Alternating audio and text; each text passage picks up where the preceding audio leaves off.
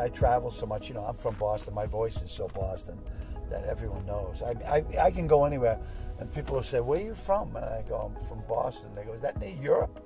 I go, "Yeah, you moved that ocean. We're neighbors." But my accent is so strong. Years ago when I went to LA, it was so bad I almost needed an interpreter. And I once auditioned for Cheers, and they said, "My God, you're so funny." I said, "Well, am I going to be on the show?" And they said, "No, you're never going to be on the show." I said, "Why?" They said, "No one on the show sounds like you." I said, "Well, this is what we sound like in Boston." They go, "Well, it's not going to work for us." So, yeah. Well, I think that would have been perfect. Yeah, well, I would have loved to have been on that show. It was a big hit. Sure. Could you? I mean, what would it have sounded like if you said Norm? Yeah, Norm. Yeah, Norm. My father used to always say to me, "Andrea, you can never be a hero in your own hometown." But here you are, a hero in your own hometown. Well, you know what? But the thing is, I've come back. Even when I went to LA, I miss my family and my friends. And I just think that, Boston's such a great, great town. And I think that's the best part about it, the people of Boston. They're very opinionated. They say what's on their mind. I think that's why the comedy was so good in this town, because if you weren't having a good night, they'd tell you, "You suck, Yes. Get some new material." And they forced us to create and to always be at our best, because they wouldn't settle for anything less. At what point in your life, or at what age did it come to you where you're like, I want to be a comedian, and this is how I'm going to make my money. This is what I want to do every night. I always thought, growing up, if I could make money just talking to people, that would be great. I never in my wildest dreams thought I was going to be a comedian, because there's 8 kids in my family, and I'm probably the 3rd funniest. And it's just everyone else in my family didn't want to do it. My brother Peter tried to do comedy, and he was very funny, but he had a drink to get on stage. And when we were doing 3 shows a night, by the 2nd show he'd be hammered, so he wouldn't make the 3rd show. But I was working as a janitor in City Hall in Cambridge, and I took the other janitors out for dinner one night, and we stopped in at this Springfield Street saloon, and they were having these comedians, and the guys with me say, "You're funnier than them." So the next week I went back and I got on stage, and I took like a Woody Allen piece of material and changed it around, because I didn't even know Woody Allen was a comedian back then. And I changed it to me, and I went on stage. I got a standing ovation, and this little old guy came backstage and said, "Mr. Clarke, you're very funny, but you shouldn't do Woody Allen's material." "Woody, oh, screw you, get out of here." And I said, "That's it. I'm never going to do anyone else's material again." So I wrote my own stuff, and I was horrible. I bombed for like 6 or 7 months, but I wouldn't quit. And I knew just from the action I got the first night when I got that, I wanted this. And, I've been doing it for 40 years now, and it's all changed. I think the big thing about stand-up comedy now is, unless you're a really, really, really big name, like the flavor of the month, you have to be very careful because of the political correctness of it all. You say one wrong thing, and your career is over. And when I started, you could say or do whatever you wanted. Talk about sanctuary cities. It was a sanctuary stage. No one could touch you up there. People could throw bottles and stuff, but you could do whatever you wanted, and no one said boo. You could offend a crowd. You could even walk a crowd. They'd get up if they hated you enough. They'd get up and walk out. But it was free. It was really free. And now everybody is so offended. It just takes the fun out of it. When did you notice that change happen? The shift of having to be politically correct? About 8 or 9 years ago. It really, really came into its own. I'm offended. People would come up to you. "I'm really offended at what you said." And they go, "Wait a minute, back up. I said so much that was offensive. Which particular thing offended you the most?" And I could tell that they would nitpick about things. I go, "Oh my God, it's just, like racism." I always would laugh when everyone would even attempt to equate me to a racist, because 2 of my sisters married black guys, and I have more black people in my immediate family than Obama had in the White House for 8 years. So let's let that simmer for a minute. Yeah, some people just like to be miserable, and I like to be happy. I try to be a happy person. I know life sucks, life's tough, but try to make the best of it. But that's comedy too. That's That what is happiness. comedy. And Yes. we need to laugh a little bit more too, If you and can't- at ourselves. You're right, exactly right. If you can't laugh about yourself, a lot of my comedy is Self-deprecating. self-deprecating. There you go. I don't know what it is, but I don't know how to say it, but I know how to do it. Yeah, yeah, it's self-deprecating. Yeah, because I don't take myself serious. This all started as a joke. I've had a very, very nice career, only because a lot of things when I started, Andrea, things that I'd say, people would just roar hysterically and they go, "What an obscene take on life you have. That's so great. How did you come up with that?" I didn't have the heart to tell them. It's just how I felt.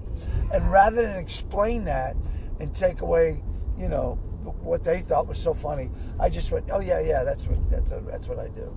I was watching a really interesting documentary about the history of comedy in Boston when stand-up stood out. Oh my God! Oh God! It's great. You know what?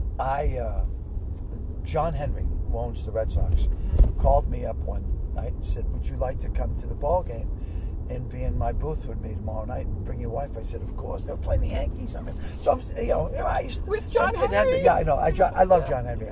Not just because he's brought us 3 world championships, but because he's an amazing guy, a very generous man, does so much for charity that he doesn't want people to know about. John Henry's the type of guy who will donate $1 million and doesn't want his name mentioned. Whereas I'll give you $20, but I want you to tell 1 million people I get. Right. He's a true giver.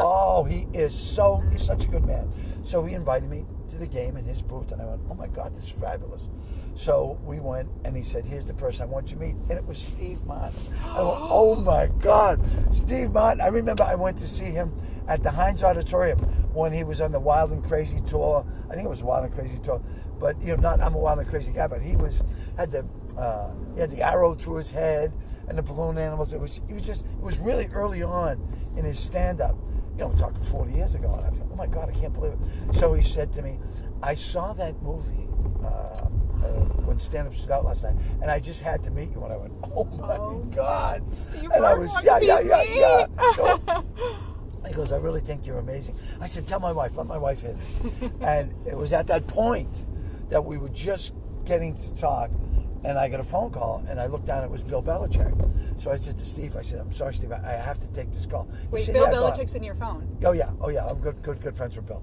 So Bill calls me and says, "Lenny," I said, "Hey Coach, what's up?" He goes, "I need a favor. I got anything you need." He goes, "I really need you to come in and talk to the team. It's been a terrible week." And I said, "Yeah, no problem, Coach." He says, "I don't think you understand." I said, "What's that?" He goes, "I need you to do it now." I said, "Now?" I'm at Fenway Park. I'm with John Henry in his booth with Steve Martin. And he's telling me I'm fantastic. I goes, "You want me to come now?" He goes, "Well, I really need you." I go, "Oh." I said, "All right, where do I have to go?" He says, "There's a car waiting for you behind home plate." I said, "You knew I'd say yes?" He said, "You never said no before." So I tell my wife, I said, "Honey, I got to go." I tell Steve Martin. It was so nice to meet him. He ends up sending me a copy of his latest book. It was an incredible night. So I get in the car and I go down, and I'm at a hotel with where the Patriots are staying the night before the game. And this was during the week of Spygate, when he was accused of stealing signals. So yeah, okay, Spygate, Deflategate. There've been a lot of gates. Yeah, a lot of gates. Yeah.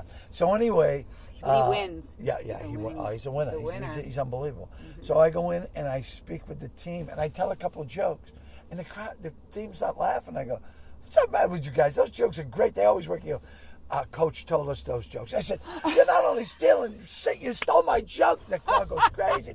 So anyway, I have one of the best shows I've ever done in my entire life for the team. And the next day, I go to the game, and they give me a game ball. That was like one of my prized possessions. Wow. So needless to say, I love Bill Belichick. We must have been friends 15 years now. And you're a real friend. Oh, wow. To walk out on a life moment with Steve Martin and John Henry at Fenway. Yeah. Well, John's had me back several times. Steve Martin sent me the book, and I got to meet him. And it was like, sometimes when you meet your, I'd go. Come on, it's Boston. Red lights are optional. Okay. And stop signs are just suggestive. Oh, okay. Yeah, you're fine. Yeah, all right, I've got you with me. Yeah, right. And plus, we will be able to talk our way out of yes, I am. a Friend of law enforcement. We love law enforcement. Yes, we do. They do great we work. got the seatbelts on. I know. Yeah. So Yeah, it's been amazing. When I first started making a name for myself in Boston comedy, I was lucky enough to be friends with some of the athletes. Some of the guys from the Celtics and some of the guys from the Red Sox, a couple from the Patriots, and even a couple from the Bruins. But then, as I get older, and the guys would either retire or be traded, I became friends with the owners. And the owners are always there. Yeah. They're a mainstay. Yeah. Most of the time. Yeah, so. At least in this city. Yeah. Well, we have some of the greatest owners in sports that you can imagine, because Bob Kraft is, he's one of the sweetest, nicest guys. And what he's done. Here's a guy who was a fan. When he bought this team was a mess. And he was a fan. And he bought this team because he loved the team. And, if it wasn't for him, the team probably would have moved. Because it was on the verge of moving to, someplace else. They were talking St. Louis. Oh, my God. Can you imagine? No. No, that's so terrible. not only, but aside from everything he's done as one of the best owners in pro sports, he's donated over $100 million to charity. I mean, good God almighty. That's pretty awesome, So I love Bob Kraft. And then Wick Grossbeck and Steve Pagliuca and, Jimmy Pilata and Gary Lubman, just a few of the many owners of the Celtics, because the Celtics, I think it's a ownership of maybe 14 individuals. It's a group, but, Wick is the face. And I was lucky enough to meet them when they first bought the team. And we've been friends ever since.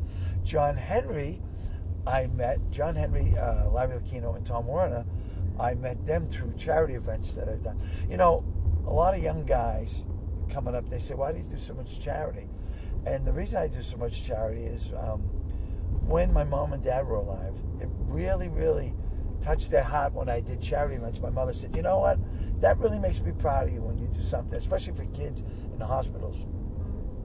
And I did it for all the right reasons, because it was from my heart. But I got to tell you, it's come back to me 1,000 times over. And I tell these young kids, if you get a chance and you get some celebrity and you can use that to help a charity, by all means do it. Because it's the right thing to do, but because as I got to meet these famous people, I got to meet these wonderful people that were there donating money. The thing is you weren't doing it because of that, though. Exactly. That's why I didn't do it. It was coming from a pure place. Exactly. And I tell them, do it from your heart, and good things will happen. Some people are always just trying to do things to get ahead. And I'm just trying to stay afloat.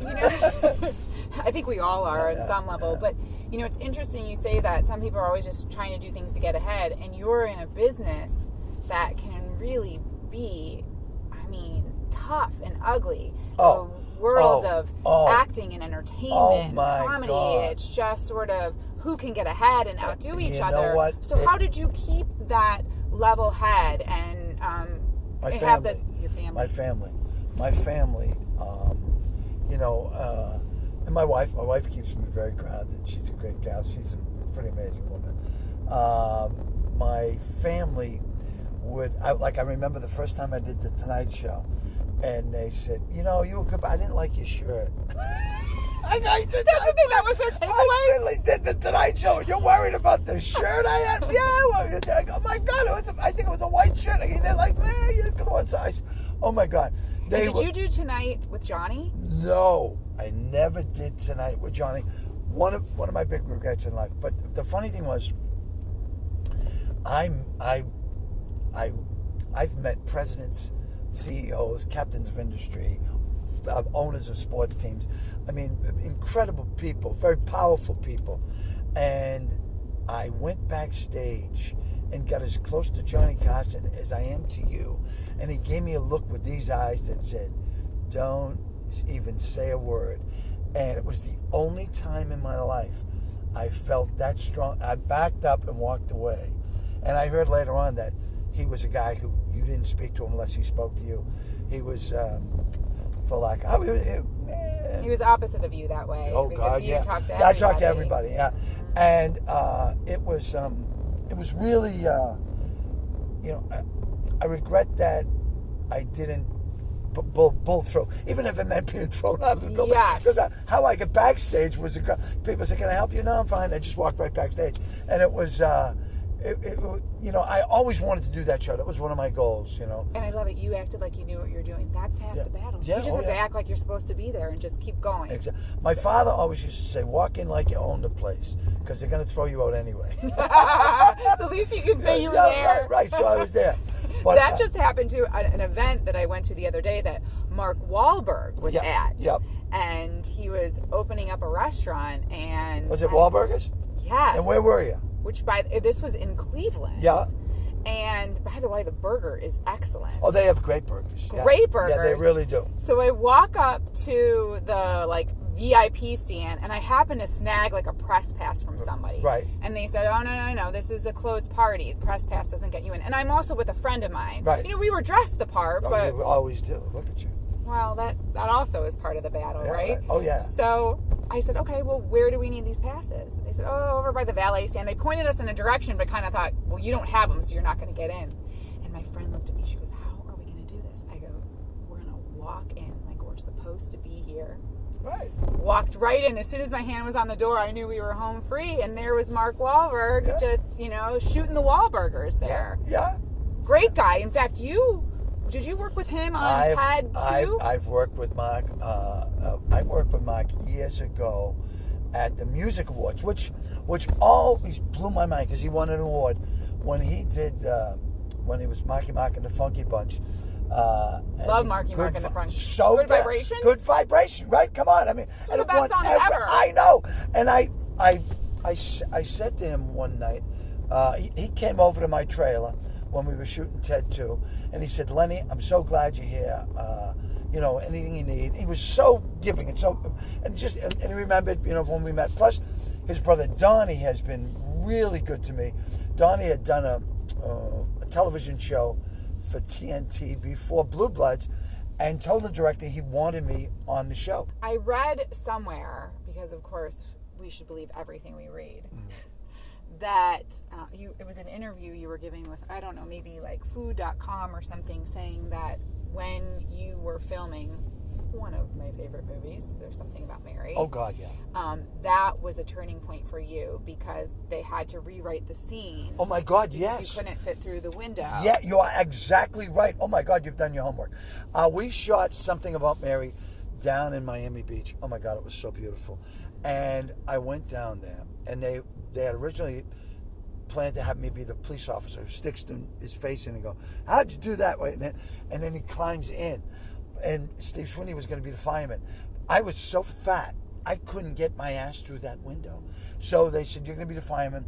And they took 3 fireman suits and cut them apart. The costume designers were amazing. And they sewed them together, and I was the fattest fireman ever to be filmed. And I think that scene is in the Hall of Fame of Comedy, because it was so funny when Ben Stiller gets caught in the zipper. But yeah, that was... Just the line from the movie, yeah, too. Oh God, yeah. That was Do people have you reenact that scene ever? Oh, always. Oh, people always. And the funny thing was, my line isn't, "We've got to bleed up." My line is, "Oh my God, how'd you do that? Hey, listen, Jerry, get a camera. Bring everyone." And Ben Stiller's, no. I want to ask you this too about being a comedian. I remember I was once out in LA, getting ready to interview Will Ferrell. Oh, he kills me. God, is he funny? He's so funny. I mean, and just the physicality of his comedy too. He's pretty amazing. And there were so many journalists. It's like a well-oiled machine. He was doing probably 100 interviews that day. Yep. And a lot of people were coming out of his room saying, "Oh, he's not really that funny today." And so I called somebody who I was working with. I called my boss. I said, "Okay, I've got this interview coming up in about 10 minutes. Everybody said Will's not really being funny." And she said, "Well, then don't try to make him be funny." And it was great advice. I never forgot that, because sometimes I think we try to make people be something that they're not. And then he actually just naturally was very funny in the interview I had with him. Yeah. Do you feel like that happens with you as a comedian? You just naturally have high energy, so you're probably on a lot. But some people try to force you to be on in scenarios when you don't want to be? Yes. You know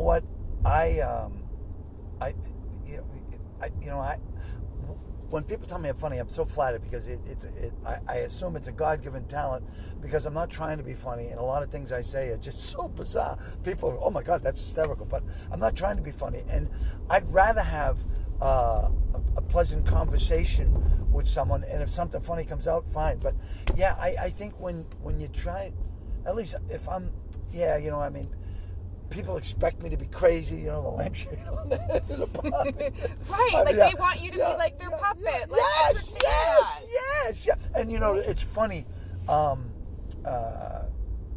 Larry Lucchino said to me once, one of the owners of the Red Sox, he said, we want you to come out, and we want you to just be you. We don't want you to perform. We just want to have dinner with you. And John Henry's always like that. John Henry said, Lenny, I'd like you to come to the house for dinner, and just to have you there. And I went, oh my God.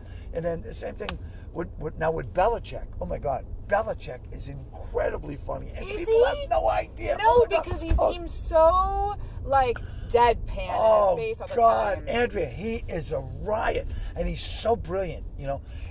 He came to the set. He came to rescue me. He said, Lenny, can I come to the set tomorrow? We went out to dinner. We were at the Capitol Grill in New York. And at the time, I was really fat. I looked a lot like Bill Parcells. So we went in, and the maitre d' saw us, and he came on, the manager. Oh, my God, Coach Belichick, so nice to have you. And Coach Parcells. And I said, hey, screw you, I'm not Parcells. For lack of the real language I use. And the guy walked away. He was mortified. And he came back with the most expensive bottle of wine, and he put it in. Bill tried it. He said, thank you so much. He goes, he's Parcells.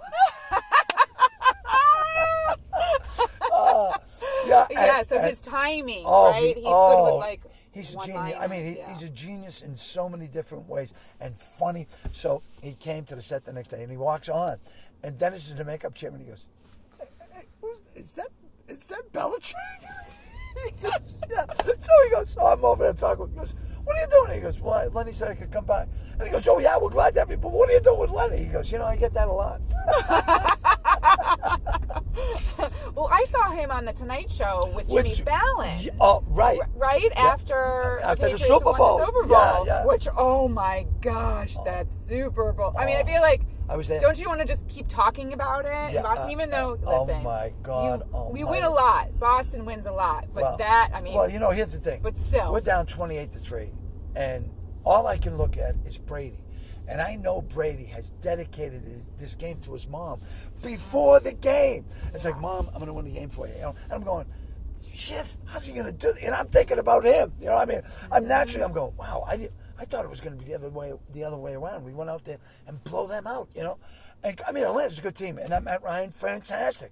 But it's Tom Brady. I'm going, Jesus Christ. So I didn't give up. I never gave up. But I said, oh, this is tough. We gotta score 2 touchdowns plus 2 extra points and then a field goal. It's incredible. And it came back. You had the GOAT, and you know why? Because Tom Brady's a winner, and winners win. Oh my God, he's so amazing.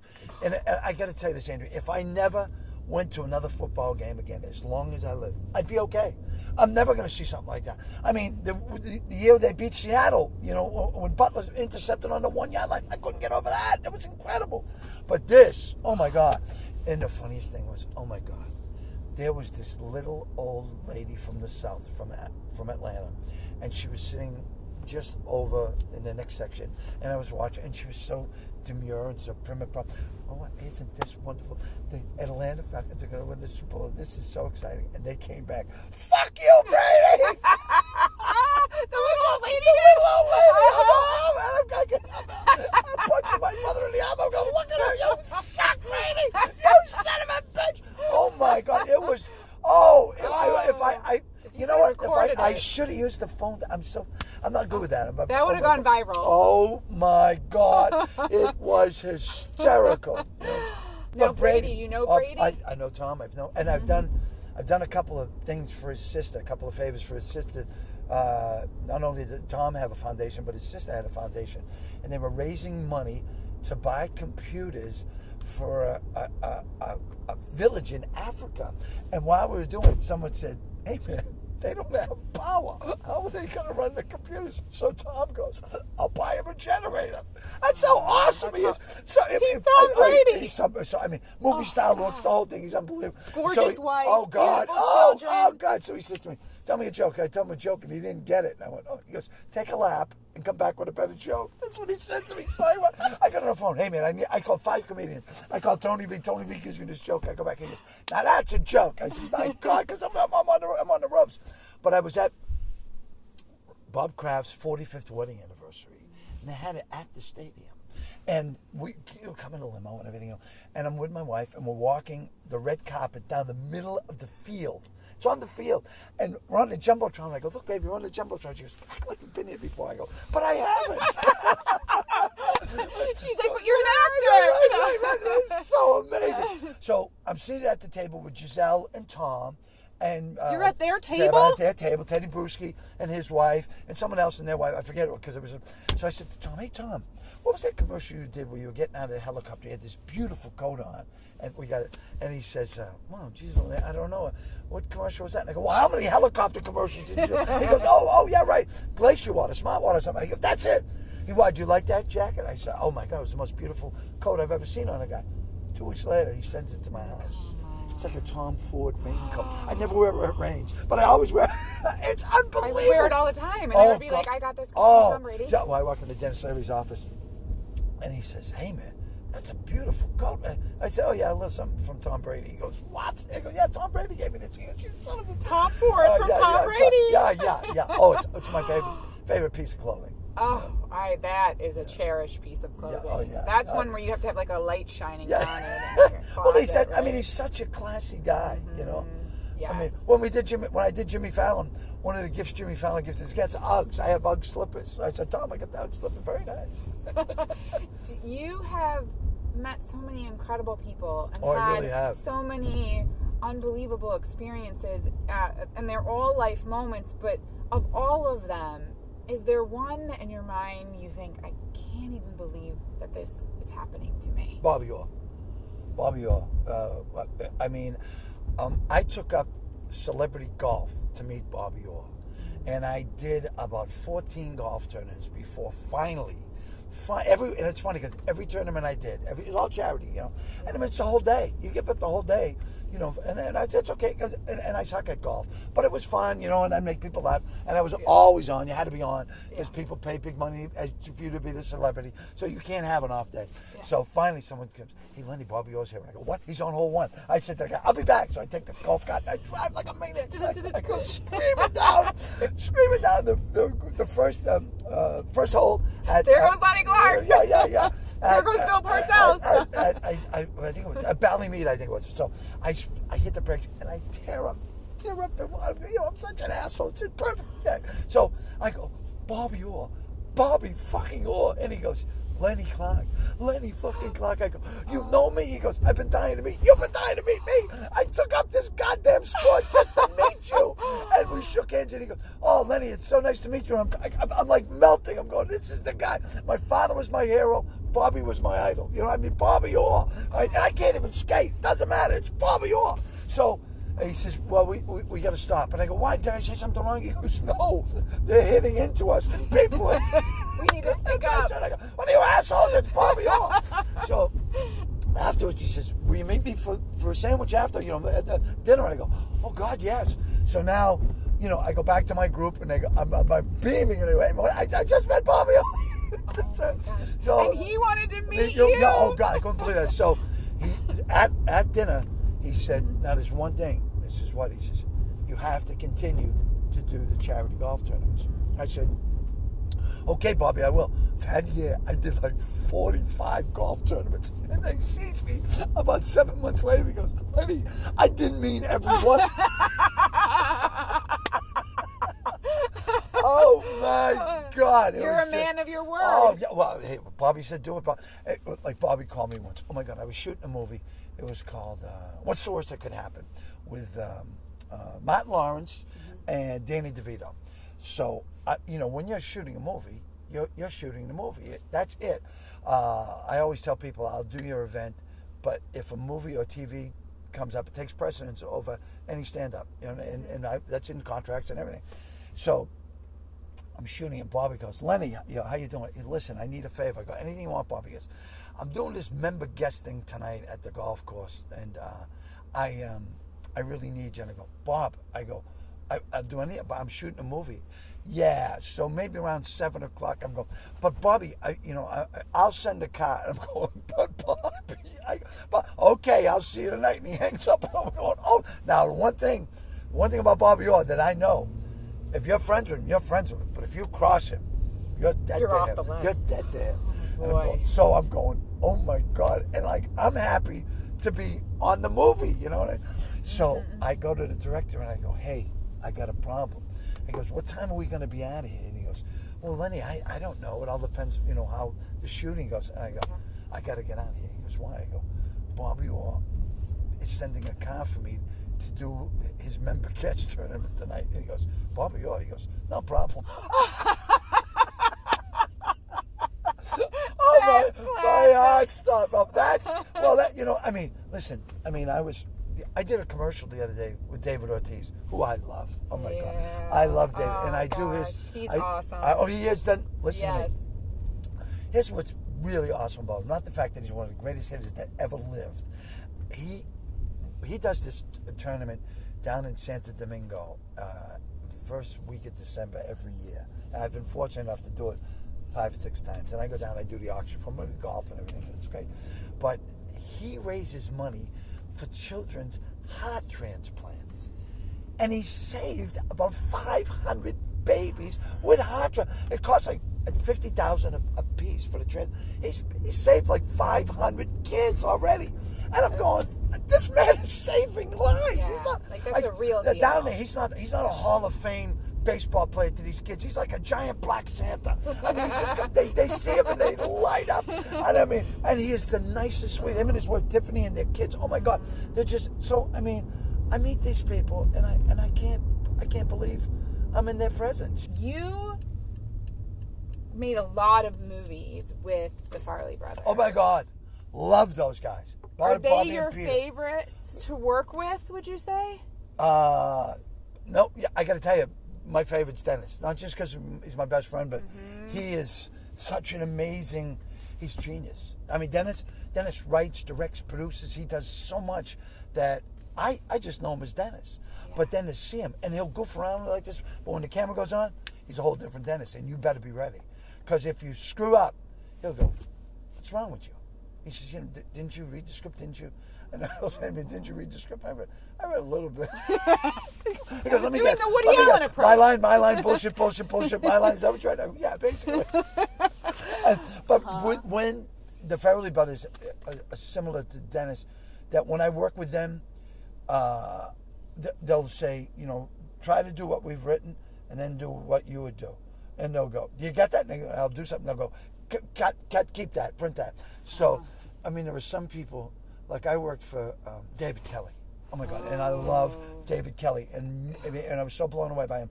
But David Kelly, everything is word perfect. He wrote it, and he wants it like he wrote it. Like they say, David Mamet's the same way, and I love his stuff. But I don't know if I'd have the cadence that he would adapt to, and he might not like word for word. Word perfect, right? All right, so because isn't he's a producer, writer on Billions? Have you watched that series? Oh, I love Billions. Oh my God.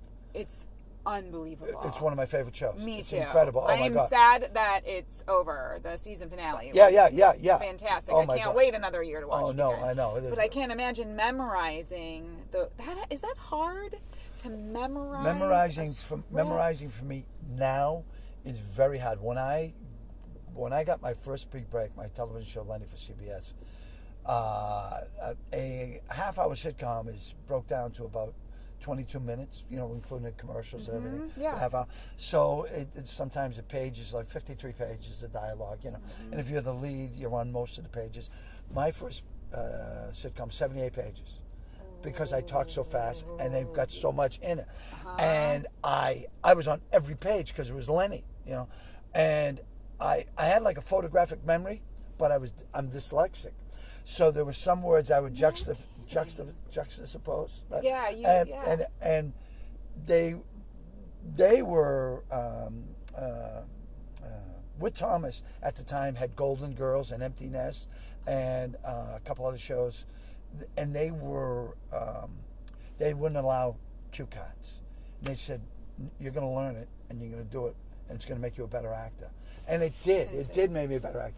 But it was... That's incredible that you do what you do and you have dyslexia, which is so... I mean, I would think that'd be a huge inspiration for those who think they wouldn't be able to do it. Oh, they can do... You can do it. I mean, you'd be amazed what you can do when you want to do it enough. If there's something you really want to do and you dedicate your life to it, and I mean, I feel blessed. I really do. I mean, I'm beyond luck. I feel blessed. I've had 3 network television shows that I've been the lead in. Most people never get the lead in one. And I mean, unfortunately, they haven't burst onto syndication, which would have been great. But it happened. But it happened, and I've learned on every single occasion.